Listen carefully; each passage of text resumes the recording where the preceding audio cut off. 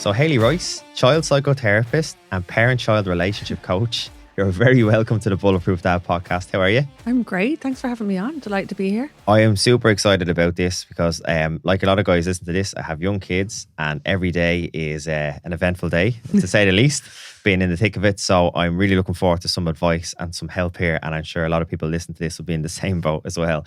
So before we get into all that really good stuff, Hailey, can you give us an idea of your own background and qualifications that's kind of led you to this point?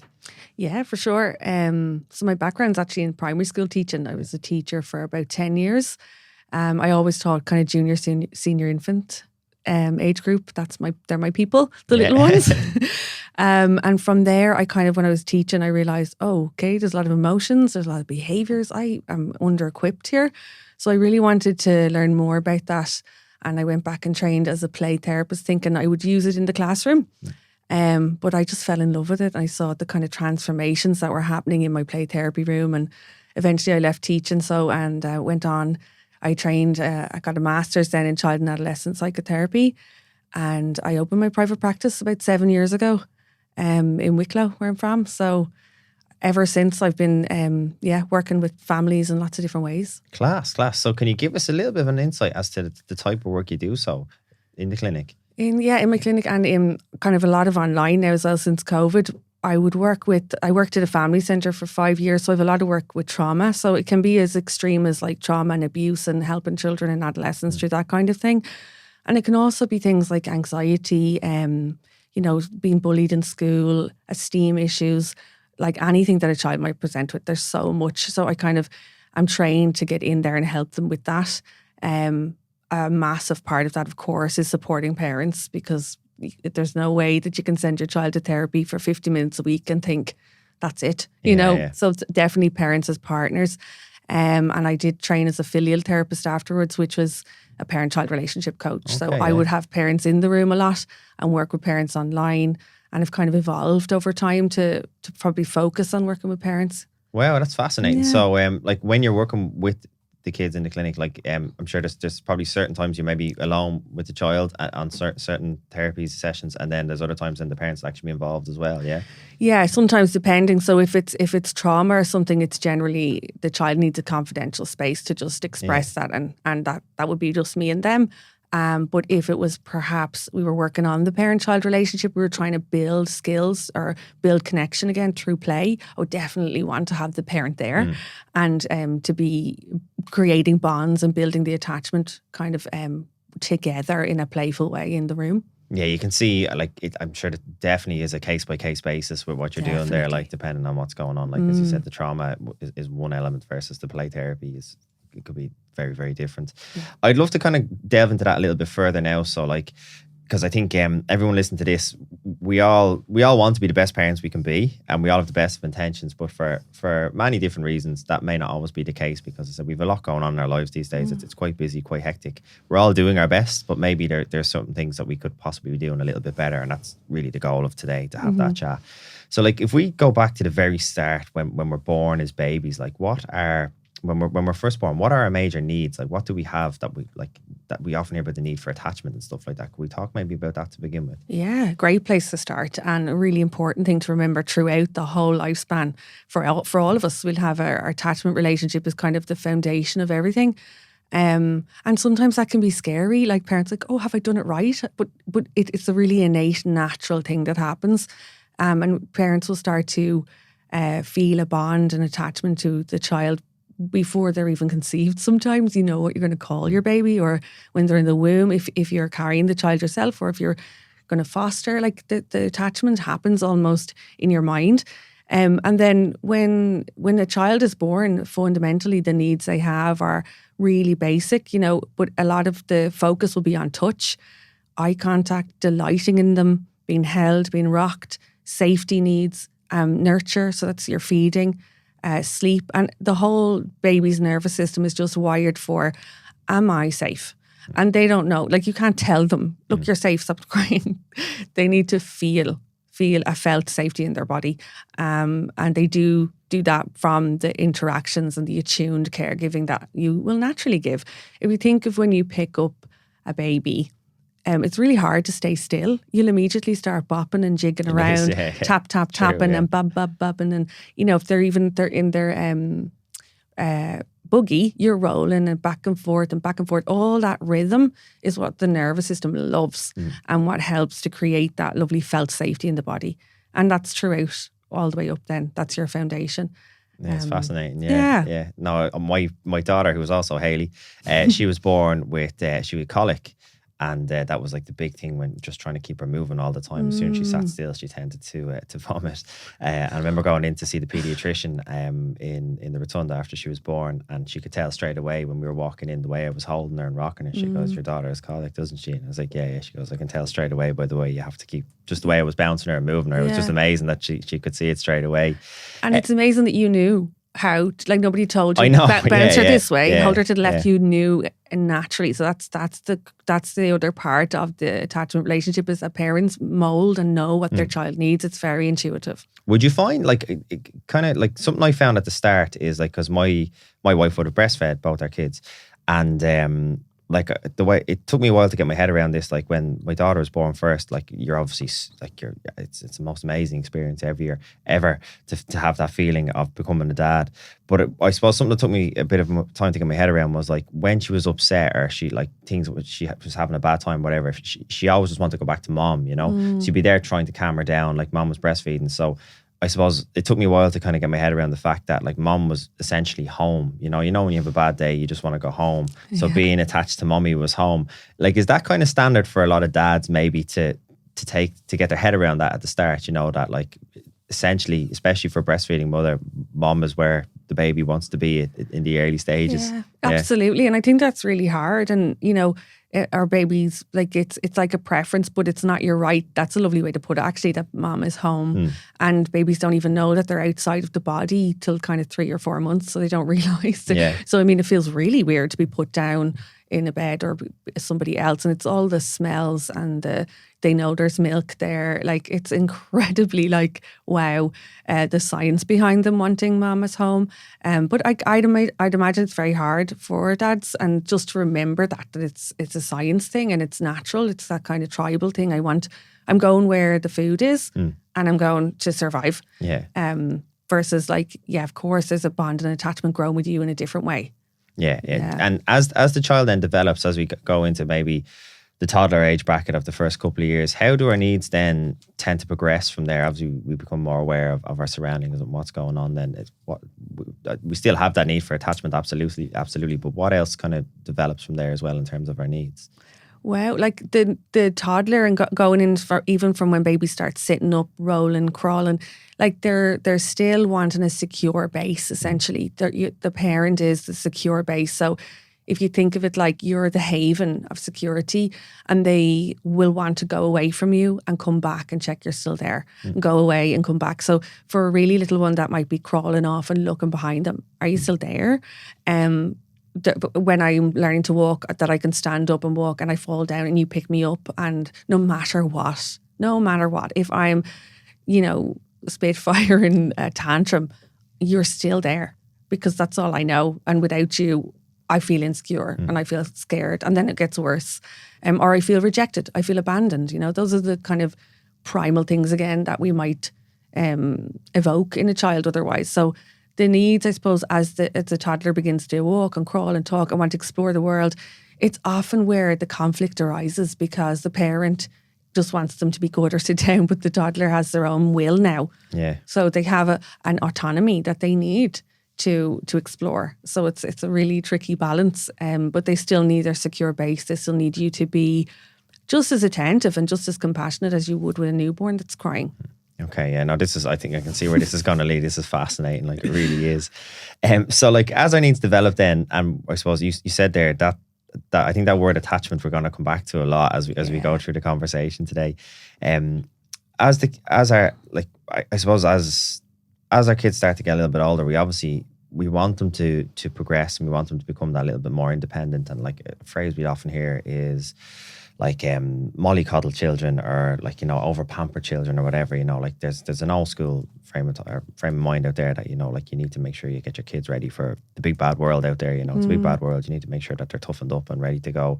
But often, like a lot of the stuff we're talking about there probably in some sense contradicts that. So where do we find that kind of healthy balance? Because I think there'll be a lot of parents listening to this now who'll be like, yeah, agree with everything you're saying, but then maybe you're getting potentially other advice from other family members or whatever, or friends or whatever, telling them other bits and pieces, maybe when the child falls over. Oh, leave him there, he's fine, let him cry it off. And there's so many minor examples to this, but then also there's probably some more dramatic ones as well that can foster over time as well. Yeah. I think what you've brought up is a brilliant point, and something that I hear every single day, the parents I work with.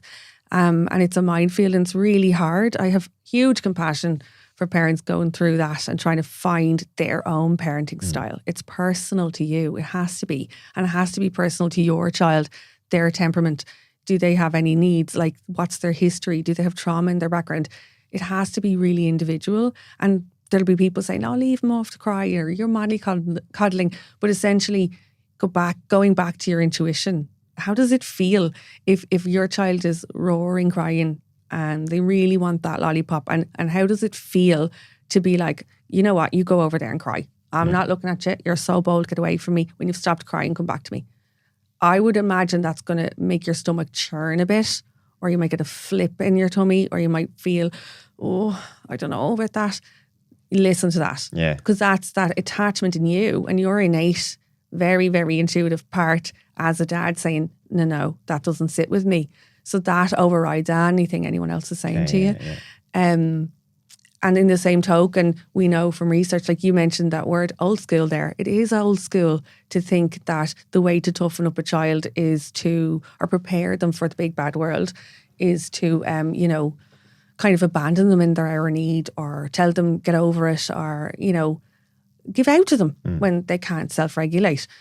But we know from the most recent research, even in the last kind of 20 years, to be honest, is that the best way to build a resilient and robust child that's able to navigate the world and reach their full potential, which is what we all want, is to be that secure base and to be that safe haven. Because if I am going out into this hard world, which it is, and they will face all sorts of things, even as toddlers going off to crash is hard. Someone doesn't want to play with you. That's gonna be traumatic. It is, it's a hard thing to negotiate when really difficult. your daughter says that, So from day one, they're going out into the big bad world. It's now. The child is living now. It's not preparing them for 18. It's now. But what better way to be able to navigate that situation than to know, the world can be hard. I had a hard day, but I always have this place to go back to. And by going back to this place with this person that seems to always be there consistently for me, I'm learning that I'm worth a lot, and I'm worth that care and attention, and I am instilling my own safe place in myself. So you're helping them to create their own kind of internal safe haven. And that's what they lean on when you're not there, when they're 18 or they're 20 or they're 30 and beyond. So you're creating that regulation pattern in them. And it's proven scientifically that you cannot mollycoddle a child. You cannot hold a child too much. You can't. You can't. Okay, it is fascinating, because again, it goes so far against what maybe some of us are being told at the moment from. And I use the word old school, but again, it's all different age brackets as well. It's mainstream kind of chat, and I think it's difficult for parents. A lot of the parents, like in my membership or that I work with online, they'll say, "Oh, but the teacher does this. The teacher isolates them." Like it's still professionals that children are encountering, parents are encountering, will be going against the most recent research. I think but again, it's complicated. You're in the thick of it as a teacher yourself. Like, I'm sure it's quite tough when you have a room of 30 of them there, and one or two of them are kicking off. I'm sure like your constant goal is just to try and keep the peace. So I suppose when you're at home and say you have one or two toddlers, you have more of a chance to kind of, because it takes time, it takes effort, it takes huge amounts of focus to do what we're talking about there. Like, it's not, especially when like we're in a generation where we're working from home and we're trying to do other bits and pieces, and like that, a lot of people listen to this probably have other kids as well who have their own needs, and it's just one big juggling act, really, isn't it, to try and do all this. So it is very, very tough. Like, again, what you're saying there makes absolute common sense, and I don't think anyone would disagree with it, but I think it's just trying to make people aware that it's tough in the melting pot of being at home and everything we're trying to do. It is tough to find the space and this time. It's probably worth pointing out as well that like there's amazing research since the 70s really with Dr. Ed Tronick. You can look it up on YouTube, and it's he has found that in order for a child to be that robust, resilient, able to navigate the world, reach their potential person, yes, they need this secure base 1/3 of the time. So it's not that I'm saying you must show up in this way every single day. That's not realistic. So it's 1/3 of the time you would be showing up in this attuned ways to the best of your ability, be good enough. 1/3 of the time you've snapped, you've shouted, and there's a rupture in the relationship. And 1/3 of the time you're making an effort to repair. Say, sorry, I snapped. We start again, we'll have a hug. And that's your repair in the relationship. Okay, it's fascinating. So that's all it is. It's not a big pressure to like, God, every single day I have to be this attuned caregiver. That's a bit, how could I say, more reassuring probably is the way to describe it for me anyway. Like there's so many barriers I want to go with that next. I think something we just brushed on a couple of minutes ago, which was really interesting, said about like, it's not when your kids get to 18 and go off in the big bad world, like it's happening right now, even as toddlers and in creche. So like often, like you mentioned there, like your child's in creche, they come back, they're a bit upset. Such and such didn't want to play with me today, and they're a bit upset and they're sad. Like the natural reaction, I think, as a parent is when you see your child sad, is to cheer them up straight away. Don't be sad. It's okay. It's fine. When in reality, that's probably not the best way to go, is it? Like, because you're trying to suppress that sadness and not let them feel sad. Like, I'm sure that possibly has knock-on effects further on, does it? Yeah, I mean, again, it makes perfect sense for a parent to be like, oh gosh, I can't even tolerate seeing my child's tears or this worry on their face or that they seem unhappy. So I need to dive in, fix it. Look, here's a lollipop. Like literally parents will go, stop crying, here's a bag of buttons. But your child is basically having an emotional reaction or has a thought. And in order for them to learn how to deal with that, which we want them to have a good kind of stress cycle that they can move through. So we need to allow them to feel it. Try it on. Like, it's like, how does an apple taste? You can't tell your child, oh, it's juicy and it's crunchy. They have to taste the apple. Now they know how it tastes. So, so it's the same with emotions. They need to feel them in order to kind of, there's a beginning, a middle and an end to any emotional cycle, and we want to guide them through it. So if your child is saying anything from, I don't like that, or this boy pushed me in school, instead of saying, well, it's okay because I'm going to go into the teacher, it's like, oh, he pushed you, or oh, you're sad about that. Oh, I see a sad face, tell me more. So now you're a space for them. Just that's it, like a big pair of ears that are just there to listen. Tend to be like physically, how does that look? Are you sitting down with them? Are they on your lap? Are you sitting beside them? Or does that matter? Whatever intuitively works for you. Some kids would love a bit of closeness up on the lap or a bit of a cuddle and tell me all about it. Like, an open question, not what happened, why are you crying, why? Just tell me about it. I see a sad face, or oh, you're feeling sad, are you? I'm always here, tell me all about it. Oh, you don't even know why you're sad. Oh, sometimes we don't know why we're sad. Just let your tears out. Your clever body is letting some tears out because it knows how to feel better. So your child's getting this lovely emotional intelligence. Oh yeah, when I cry, it's not bad. I don't have to be a big boy or a good boy. I can cry, and that helps my body feel better. Some kids don't want to be so close, Some kids will be running away from you, and so you just have to tune in and read where they're going. But the ultimate thing I suppose I'm saying to you is, try as best you can to acknowledge their feeling and validate it, and be a pair of ears and not dive in. Of course, you can problem solve with them, and like depending on the age of the child, you can say, I wonder what might help. I wonder what you might say to your friend tomorrow. You can wonder with them, but essentially you're focusing on, tell me about it and I'm here for you. Okay, now that's fascinating. I think like particularly a lot of men listen to this, we'd be quite guilty of trying to fix things. It's kind of part of our makeup and our DNA when we see something like that. We're always trying to jump in and fix people's problems or help or give advice or whatever else. So I think that's something, if anyone listens to this, just takes that on board and nothing else, I think there'd be a massive take home from today. And it works for all ages, because I think it works with your partner as well. If you're parenting with someone, like we all, if I go home from work or if I've had an incident with a friend and I tell, my fiance, oh, this happened, and he's like, you're all right, don't forget about it, Charlie. I want him to be like, really? Yeah. What happened, Hayley? Oh, that sounds awful. Tell me more. And I'm always saying to him, acknowledge my feelings. So essentially, as humans, we have a desire for it to be heard. There's a scene in, if you ever watched that show Modern Family, that's screaming in my mind now, where dad, what's his name? Phil is in like the nail salon or something like that, and all the ladies in the nail salon are telling him what he needs to do. Next time his wife is mad and he has a completely arse way, he's like, you never tell her what to do. And it's like he's getting all these like life hacks. Like he's like, wow, I never thought of it this way. Never give a suggestion, just listen first. Like just let them have their space. It's the same, you know. Yeah, no, it's interesting. Like it really is fascinating. Something that's coming to my mind here is, I don't know if you're familiar with the work of Gabor Mate. Yeah, like again, I've only just kind of come across him recently, so I wouldn't claim to be an expert in his work whatsoever. But there's something that someone put me on to, a theory he has of the attachment versus the authenticity. Have you come across that before? It kind of summarizes what we're talking about here.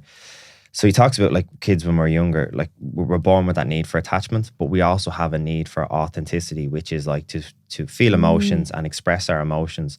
But often the two can clash against each other, because if we feel our emotions and we express our emotions, we can upset mommy, we can upset daddy, we're put on the bold step, we're told to go over there, get it, you know, and then all of a sudden kids start to realize that if I express my emotions the way I need to, I end up missing out on the attachment that I need. So then they kind of subconsciously, they'll learn fairly quickly to suppress their emotions, so that, because attachment is need number one, so they'll do what they have to do to always have attachment. And he talks about how that kind of happens, not like it can happen in traumatic cases, but also in kind of subtle cases as well, where just kids aren't getting their basic needs met, and it just builds up over time. And that can kind of bubble up then in adulthood as well. It's just something that happens. It's really fascinating stuff. Yeah. And I think that's a great kind of topic, and Gabor Mate is amazing to read. It's really good. Like his clips and stuff for parents is just a great place to start if you want to delve into it. But it's kind of like what I said earlier about the toddler. Like they want to assert themselves and have free will, and like, I want this. And it's a really important stage of toddler development to assert themselves. It's a psychosocial stage of development. And if they don't go through that stage of I want it now and no, and you know, the putting the foot down tantrum stuff that everybody kind of dreads and thinks is really hard. If they don't complete that stage, there's problems. So they need to complete it in a healthy way, right? And I've worked with children who, you know, at 5 or at 10, they'll start tantruming in a supermarket, throwing themselves on the ground. And the parents saying, well, like they're acting like a toddler. Like, what happened at the toddler age? Oh, well, twins were born in our house and they had special needs. So they didn't get to toddler tantrum at the toddler age. They will go and do it at some stage. So we need to allow them to do it. But it's about boundaries then, because yes, you're right. Like and what Gabor says is, you know, if a toddler is, let's say, having a meltdown over something, like you cut the bread in the wrong angle or something. The wrong colour plate. Wrong colour plate. And so they've begun to cry and they've thrown the plate. They say whatever, they're stamping their foot, they're having a meltdown, and you're going, you're so bold, don't you dare throw that. And so you start to shout and punish. Now they're threatened. They feel their fight-flight response, which is already switched on because they're crying and upset, is further heightened, and their secure base has vanished. So now, oh my gosh, I'm really threatened, and also I'm internalizing I'm a bad kid. I'm not lovable unless I'm good. I'm not lovable unless I'm smiling and giggling. And when I'm smiling and giggling, I'm accepted in this family. And when I have a moment like this that I don't really understand, this thing happens to my body and I seem to lose it, then I have to go off on my own, or my support network is withdrawn. So I think that was the most common issue, I suppose, when my age group and growing up, was that if you were bold, you're sent to your room. If you were bold, you're put in the step. If you were bold, you're away, which just a child can really internalize. I'm not acceptable unless I'm good. And they start to morph around being good in that inauthentic way and not expressing their emotions. And then they don't express them, so they don't learn about them. They grow up and they don't know how to deal with them. And then unexpressed emotion is really, it's depression, because we're holding it in and it implodes. It's it's amazing when you think about it. Like it's like the topic we're talking about here. Yes, we're talking about children, but like there'll be people listening to this going, "Wow, this is kind of." And we might actually talk about this as parents, how we can help parents potentially in a little bit. Just going back to that specific example, because you use the word there, boundaries, as well, which is really important, because obviously we want to like be there for our children and help them and everything else, but we also don't want them to grow up without any boundaries. We want them to be liked in the world, we want them to have good manners, so when they go to their friend's house, they're nice and polite to their friends' parents, and we want them to be liked in the world is probably the best way to describe it. So like how do we strike that balance where we're trying to guide them through the tantrums? Like if we go back to that example maybe of the cutting the bread the wrong way and it's put on the wrong colour plate, something so minor but can cause an absolute storm in the kitchen sometimes. How would that physically look like when, like, again, you want to give out your child for saying, what the hell are you doing? Like, you're throwing the food on the floor, you're after breaking the plate on the ground. How does that look like rather than going that approach? How could you potentially, what words would you use there? What body language would you use? What tone would you use? Really interesting question. I think essential. Like, I love that you said body language and tone and words, because if you go back to the attachment stuff, and I said, what does the baby need at the start? They need, the first thing they connect with in the womb is the voice. And they know. Recent study there a few months ago, babies who came out and there was other people talking to them, their different parts of their brain lit up than when dad or mom talked. Wow, yeah. So know you through your voice. So when you shout and your voice gets scary, it's really, really scary. So yeah, you would be, like with boundaries, there's two things I want to talk to you about, right? Okay. So the first thing is, in the moment, you are going to try and adjust your voice, take your breath for yourself so that you can be calm. And your tone is everything. So I would nearly go to a whisper. Like if a child is roaring, shouting, and you go complete opposite, you're disrupting that. You're going to a whisper. Right? Your body language needs to be safe. Let's just say maybe you're down to their level. If they don't want you near you, you're respecting that. You're reading them. You're tuning in. Your facial expressions, like I made that massive mistake when I was teaching. I constantly had a pair of eyebrows on me that were like, and glaring at kids, like, stop it. But your face is everything. Like if you have a soft face, a soft tone, a gentle body, and you're kind of open, it's completely different. Immediately you're soothing that distressed nervous system.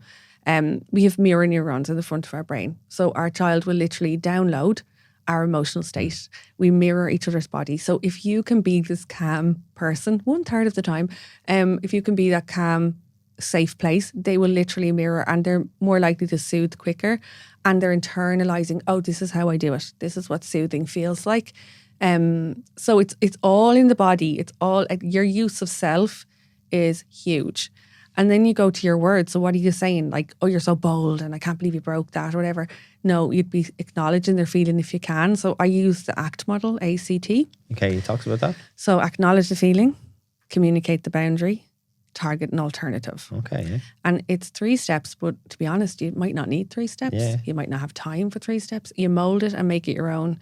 So essentially acknowledging the feeling, it's come from science, where we know that when a child's brain and if they're dysregulated, they're angry, they're sad, their brain, the top part of the brain isn't getting a whole lot of blood flow.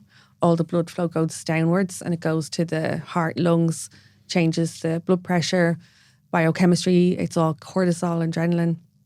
They're completely out of sorts. So when you acknowledge the feeling, you light up the language center and you connect in, and that part of the brain will secrete downwards some good hormones that will help dampen the flames in the lower brain. Okay, so it's really worthwhile doing. So you might be saying something like, you really didn't want that plate. You really wanted the blue plate today, and I gave you the wrong one. So you've gone in there and immediately the child's like, okay, yeah, that's exactly what. So for a toddler, like, they won't be able to articulate that. They'll just throw it and scream rather than say, gosh, I'm really disappointed about this. I much prefer the blue plate with the Paw Patrol. So you kind of have to give language to it, and it helps them to understand. It helps them to feel heard, like I said before, and it helps them to connect with you. But you're also regulating with just meeting them in that. Okay. So if you've time and it's not dangerous, you would be acknowledging the feeling and trying to connect in, which is soothing, communicating the boundary. So what can you say there that would put in a boundary that's neutral? So it's not shaming. It's not an attack on who they are as a person, or they're bold, or they're this or that. It's just saying plates are not for throwing. That's not safe. That's not safe is a sentence that I would use all the time. Okay, because it focuses back again. I'm your attachment person and I'm your safe haven. And that's all I want. I'm not interested in drama or, names or anything. I just want to keep you safe. And the child will get that message 100 million times over the course of their childhood if you're saying that's not safe. So that's not safe to throw that. Or, you know, toddlers have real difficulty with impulse control as well and waiting and stuff. So you might be saying, it's really hard to wait. Do you want your toast right now? Oh, so hard to wait. Toast will be ready soon. So it's connecting in first, boundary second. And then sometimes you'll need to target an alternative. So I talked about that kind of stress cycle and a feeling having a beginning, a middle and an end. So if we want the child to complete their cycle and they're pent up, they're full of cortisol, their body is buzzing, you can see the hands go up, they're about to hit you, hit their sister, run for the hills, fight, flight, freeze. How do we help them expend that in a safe way? So that's targeting an alternative. So it's not safe to pick up the plate, throw it on the ground or hit somebody, but you can direct them to something that it is safe to do. So I have a lot of like soft, squishy balls, things around that they can whack down that's safe. Even the balloon and little racket or the big stretchy thing that goes whack. I often get like an old men's sock and fill it up with couscous or beads and tie a knot in it, and it's a whack-it toy. It's like, do you want to grab your whack-it? You're so annoyed. You really didn't want that blue plate and now you feel all jumbled up. It's not nice. Oh, I see that you're feeling like hitting, no hitting. Let's do this instead. Yeah. So you're saying like, no hitting, but this. Okay, yeah. So it's like their angry vent tool or something like that, for a better phrase. Yeah. And sometimes you don't need that. And if you're in the supermarket, you can't do that. You might tell them to stamp their feet instead, or like it's difficult and it's so nuanced for different situations. But essentially it's about guiding the child through the feeling, and the whole time, no matter what their behaviour, they know that you're not changing your attachment or your caregiving because of that.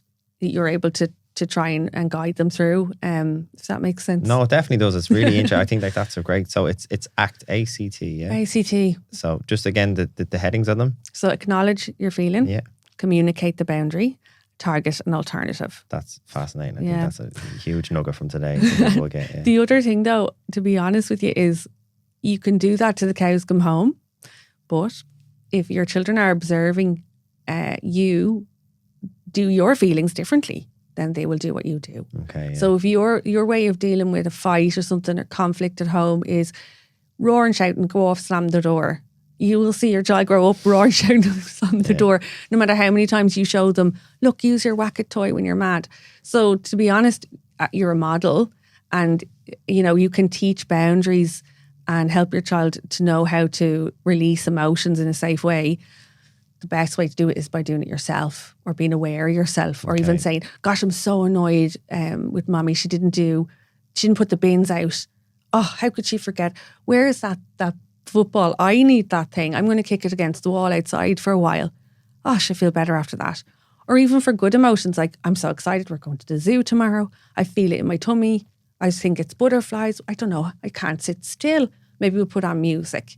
You wiggle around, you dance, and you go, oh, I feel much calmer now. I think I'll sleep better tonight because I got all my excited out. So you're demonstrating. Yeah. Is that's kind of played up in front of your kids to see that? Is it like, say that, because obviously that's not your natural go-to if you're had an argument at home, whereas the football, I want to bang it off the wall. But is that something like, are you trying to make that obvious that your children are watching you do this and say, oh, I'm not happy with mammy because she didn't clean the bins, for example? Like it's, if you can catch yourself, obviously again, you're not going to do that all the time, but if you can catch yourself and say out loud your emotions and how you're speaking or how you're feeling, rather than going ahead and slamming the door or going ahead and walking off, like you're disrupting your own pattern there and you're showing them because they know what's happening. Or like that, if you find they're really hyper about something and they're not going to sleep tonight, or they're really hyper about going on holidays, you can say, I feel really hyper. Where do I feel it in my body? And here's what I do when I feel really hyper. I put on the music. So you're reinforcing the same thing as the ACT model, but you're doing it in a way that maybe is makes sense in the context. And it's for all emotions. It's not just for anger and stuff. Yeah, okay, yeah. So again, like for positive emotions as well. Yeah, exactly. Yeah. No, that's absolutely fascinating. This naturally takes us on to where I wanted to go next, was just like talking about parents, ourselves as parents. Like we have, the word trigger is probably the best way to describe it. We have our triggers. I think the issue with triggers is like we don't know what we don't know. So often we're not aware of our triggers, hence why they trigger us. How as a parent, you mentioned there, like what we do, not just with our child, but also how we do ourselves, like how we communicate between myself and my partner and stuff in the house, obviously has a massive bearing on our kids.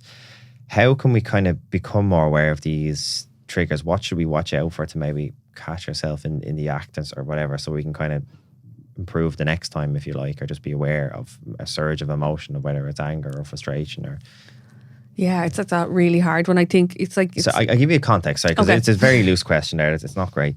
So something I struggle with my kids in particular is when it's to do with food, with the example we were using, because like that, if there's going to be a tantrum, the food usually ends up on the floor. I have a big golden retriever at home, so the floor often has hairs on it. The dog wants to eat the food straight away. So usually we have a rule in the house, when the food touches the floor, it has to go in the bin. So if you've been slogging away making a dinner for 15 minutes and you put on the wrong colour plate and it ends up on the floor, you know what I mean? It can trigger you. Oh, yeah. So, so like how can I be better to deal with that? What can I be aware of to kind of watch out for there?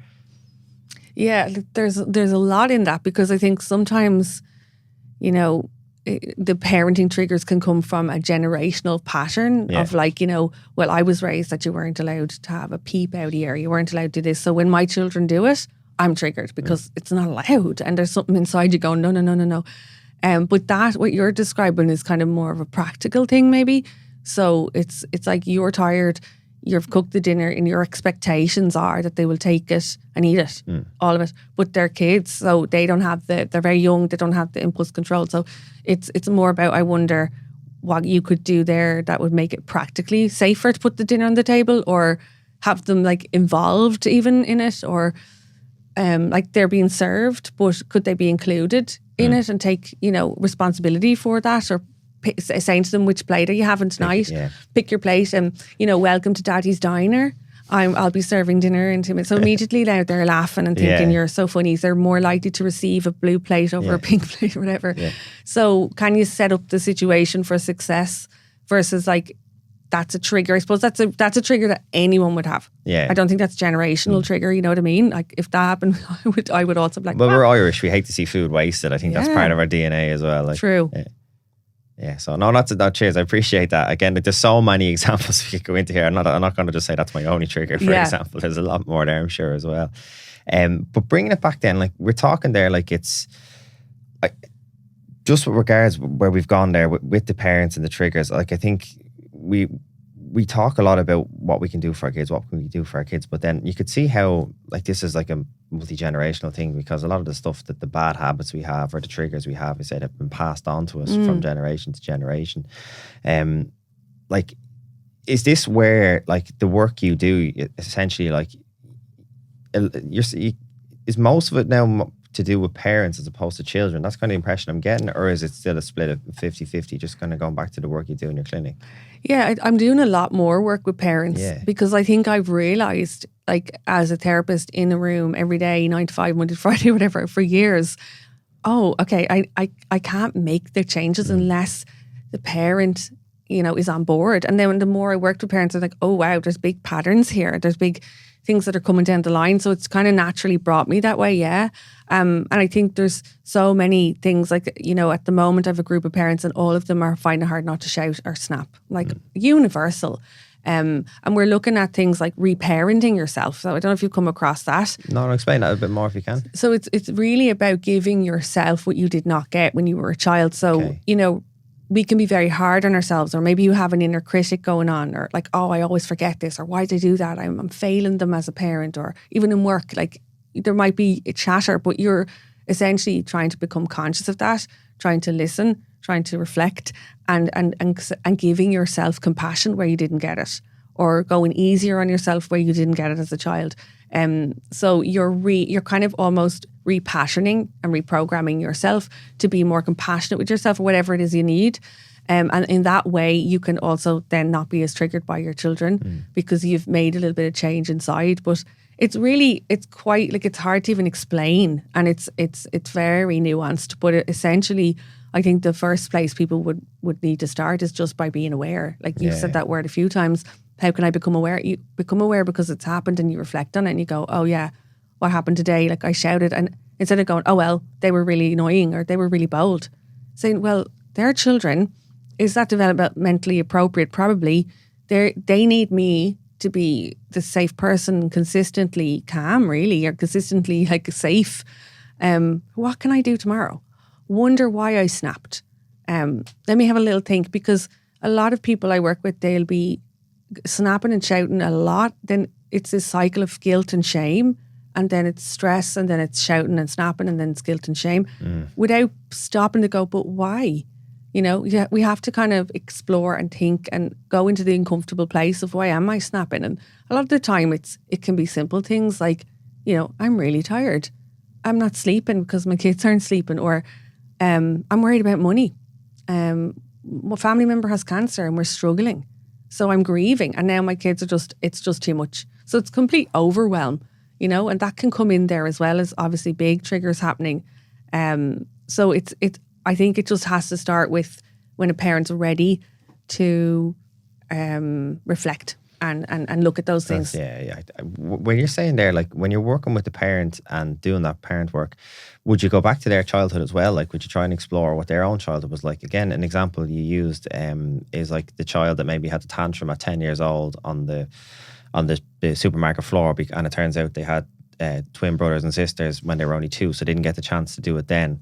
Like, I'd imagine that could potentially have knock-on effects further down the line, and maybe when they have their own kids, there could be some sort of a psychological thing there where maybe they didn't get the chance as a child, or the attention that they maybe needed or craved, and then, you know what I mean, there could be a psychological barrier then when they have their own kids, that there could be some sort of kind of block there where they're trying to give the kids what they need, but they never got it themselves, so there can be some sort of a clash. Like, is that something you talk about with parents? Yeah, I do. Yeah, depending on what we're doing, but I talk about it openly as well. Like, I would talk about it and kind of have parents reflecting. Like, I have a membership, so that we would do a lot of meditations and stuff, and in the meditations I'm guiding them through thinking of a time when they maybe they lost it as a 10-year-old, or they lost it, and what happened. Maybe they were told, you're so bold, get out of my sight. What was that like? And you're going in, and it's hard, but you're trying to repair that and give to yourself what you didn't get, and know that it's okay, because you're right, you can't really give what you didn't get. So until you get it and you feel it and you understand it, it can have knock-on effects. Yeah. So you say that you can't give what you never got, but you can give it to yourself by doing the appropriate work then in your adulthood. Yeah, for sure. And it can be like really small things, you know, like some parents I've worked with recently, they're talking about how in their family it would have been, you know, you have to be grateful for things, or don't spend too much money, and they're like, you know, I earn good money, but I'm literally feeling guilty for buying a top for €20. Who owns that? That's not mine. That belongs to my parents, because they struggled with money. But that's their stuff. So it's like, all right, I'm going to just have a new perspective today, and I'm going to treat myself to a top for €50 and not feel bad. So that's breaking a cycle. So it's not always like that deep. It can be little things that you do. It can be like, well, I grew up and my parents were workaholics. I never saw my mum or dad self-care. I never saw them take a breather. I never saw them sit down and have an actual full cup of tea. So I am going to sit down and have a full cup of tea.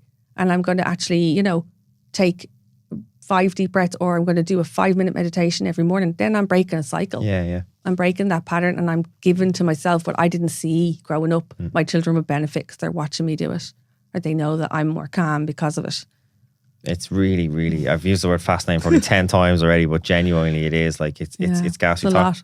I just have this image of maybe like if there was parents bringing their child to go and see in the clinic, and it's like, you know, this old fashioned thing, like it's not the same, but say you bring your car to the mechanic, you want to get the car fixed and then they come back. Whereas like when you're coming with your child and you're trying to work with the child, you see how embedded the parents are in the whole process. Like, it really is so like it's so interlinked. You can't really help one without the other, can you? No, I don't think so. In certain circumstances, like when something's happened or something's shocking, or, you know, otherwise the history of the parent-child relationship was really solid and nothing major going on. But then there was this thing that happened, a crisis or something. Yes, then it can be that the child like just needs to process that, expend it, you know, and really express themselves through play, which is how children really speak. They don't use language. So But otherwise, no, I think it's, some parents will come for an online session with me to try and get to the bottom of like, oh, my 5-year-old's hitting all the time. And immediately I'm like, what's going on? Yeah, I know there's more to it. More than that going on. Yeah. That's only like the symptom, if you like, of what something deeper that's happening. And children will kind of shine a light on that. They'll shine a light on all your cracks as a parent, what you need to work on. And they will, what's that famous phrase? Children express what adults suppress. Okay, yeah, I like so that. They bring it to the surface, and you can either kind of try and shove it down and run away from it, or you can go, okay, this is coming up. Yeah. Let's look at it and break that cycle. Yeah, like again, it can be a very uncomfortable conversation, and some of the stuff we're talking about here, people might learn about themselves they might necessarily like, but like that, once you learn what it is, you have that awareness. Yeah. And when you're aware, then you can actually work with it then, which and is you can huge. And it can change very quickly. Yeah. It doesn't have to be this big long road where, you need a lot of help or anything. It can be almost like an epiphany moment for some people. Something like you've used the word trauma a few times there, and something that kind of like trauma itself is quite a big word, but like something so simple like trauma, someone mentioned it before, like trauma could just be something so basic as just not having your needs met, especially as a child, which again, we use that example of the child who maybe had a twin brother and sister a couple of years after them. So again, while there was maybe no major incidents in their childhood, technically they could have had some sort of trauma growing up because just the two twins needed so much attention, especially if one of them had special needs. Like that then has a knock-on effect. So that person may be asked, did you have a traumatic childhood? And their natural answer is no, because nothing eventful happened. But in reality, they would have had a lot of their childhood through nobody's fault. Yeah, nobody's fault. The parents' fault. It's just they didn't get some of their needs met. So yeah, this potentially could be tripping them up further down the line. Yeah, and it's interesting with that word trauma. I think, like I always ask that, I'll send a form and parents will kind of fill out a few bits before I talk to them, and it will say any major significant life events or traumas, and they'll say, well, there's no traumas, but this is what happened. There's a baggage with the word, isn't there? Oh, big time. And it's like, who on earth, what parent wants to think, yeah, my child's traumatized? Yeah. Like, it's horrible. So they'll say there was no traumas or anything, but they did have a trip in the ambulance and this happened and there was an operation, or at birth there was an issue, or, granny died and then this happened, but there's no traumas, just till you're clear. And I'm going, well, actually, I won't even say that to them, but I know that is trauma, and that will have impacted the child's nervous system, and even how their development emotionally, how they feel safe in the world, because maybe the world felt unsafe for a little while, So it's very interesting, that word, but it's often something that comes up and that is there. Yeah, underneath it. And then with like one of the more, I suppose, again using the word traumatic events kids can have is maybe the loss of a loved one, say a grandparent, for example. It's something that most of us will go through. Yeah. Would you do work with parents in that regard, where maybe they were quite close to granny or granddad and then they passed away, and maybe your child's only, say, 6 or 7, and they're just trying to get their head around that, because that's quite tough for everybody involved, Yeah, it's really tough. That's something I've really kind of have a special interest in. I worked with the Cancer Society for years. I still do, with the Irish Cancer Society and my local support group, and I would often support parents and children through loss, or anticipated loss when somebody's very sick. So it's really hard in childhood, and it can be like, they're grand, they're off playing, they're fine. But children do grieve and they do need that little bit of support. So there's certain things that parents can do that are just really beneficial, really simple. So I do work with that, and I even have a webinar that I just did recently where I got a group of parents who needed support, and we talked about it and we figured out, and I gave them the kind of couple of tools that tend to help, So there is help out there for that, but it's incredibly hard for kids. Yeah. It's, again, I don't think it's something we're going to get from listening to a podcast. I think there's a lot more layers to it, a lot of work to do. Yeah. So like, there's going to be a lot of people listening to this, Hayley, who are like, I really wish I heard this 10 years ago, or maybe even longer. What would the advice be for those people who maybe their kids are into teenage years now, and maybe they've missed that window of the download years of 1 to 7, if you like, of a child? But what work could they do that maybe, like, is it too late, or is there work that can be done? Never, ever too late. I was hoping you'd say that. So, never, ever too late. And that's the research as well.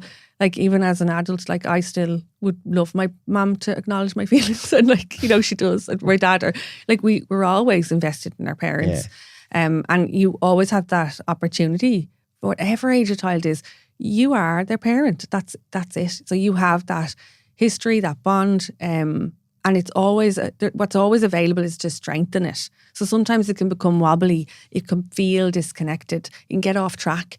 you can always get back on. And that's kind of the natural ebb and flow. Sometimes, when they hit teens and stuff, they pull away and it'll be disconnection.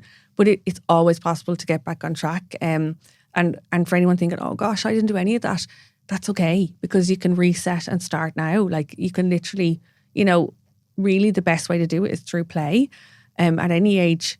And even for teenagers, it's the quickest, fastest way to kind of turn the cells on again that remember, oh yeah, I'm safe, I'm held. When I talked about the rocking and the rhythm and the eye contact and delighting in a child, that's what we do when we play.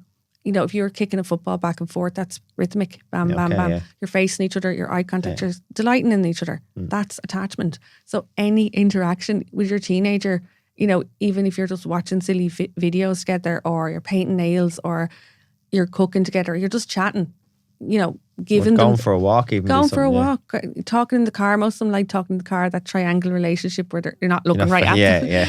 Yeah. But anything they're into, take an interest in their interests. Yeah. Even if it's an online game you don't understand, ask them about it, But when you're talking to them, be thinking like, am I actually looking in their eyes? Yeah. Are they seeing me smile? Or are they also always seeing me scowl at them? Yeah.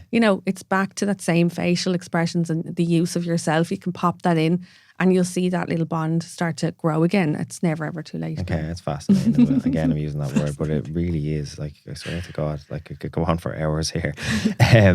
I think there's going to be a lot of people, like, I guarantee there's going to be some requests. Like, can I get Hayley back on? Ask her this. What about this? What about this? What about this? I'd say there's some people that would have switched it off maybe when I started talking about your own triggers and patterns and stuff. No, I think it overwhelms some people. Yeah, look, it's hard. It's one of these things, it's kind of, like we said, you may not like the answers, but if you don't have the awareness, how are you going to fix something? Like, it all starts with awareness, like, and again, like that, if you want to, if you're saying you want to be a good parent, unfortunately, this is kind of the bumpy road you have to go to get there, or at least try and get there, I just have this image of, like, a parent, as you said, giving you a call because they want to fix the child and stop the child from having tantrums at dinner time or something like that.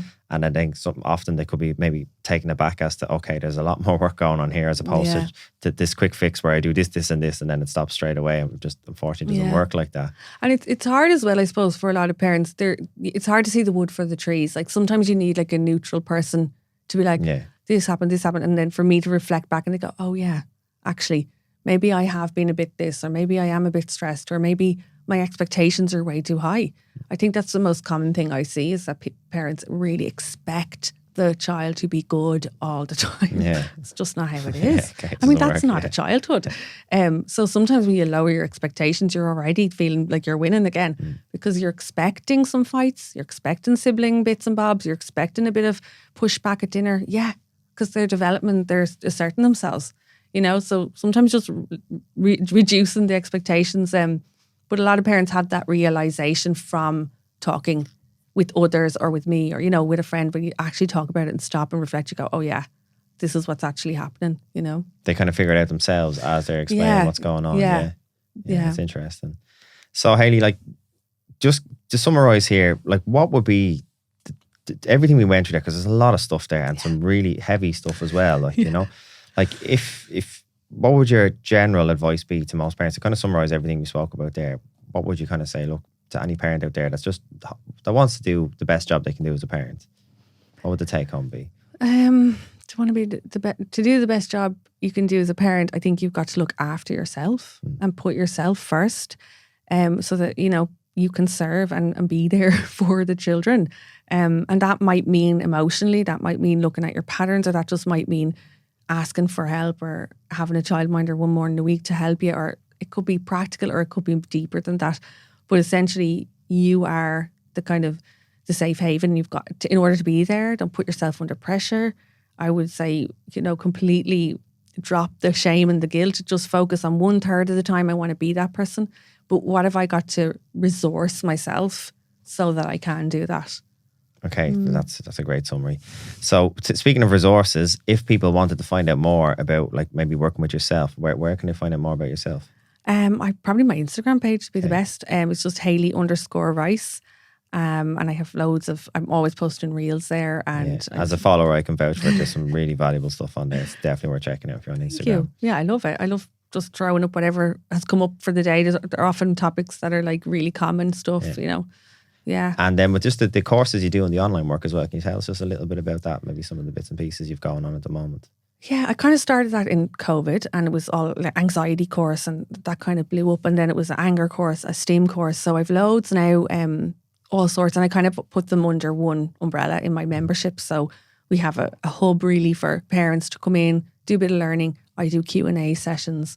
I'm in there every day writing back to comments, and everybody's chatting to each other. That's the best bit. That community, yes. It's the community that, like, you know, it takes a village, and where is the village gone? Yeah. That's, you know, we have to have that network of support and to know you're not alone. This isn't everything we've talked about, everyone will relate to. No doubt. Like, we're humans, you know, so that's the best bit, is that we are all talking to each other in there. Brilliant. Okay, Hayley, listen, this has been absolutely amazing. Thank you so much for your time and your expertise today. There's a lot of value there for anybody listening.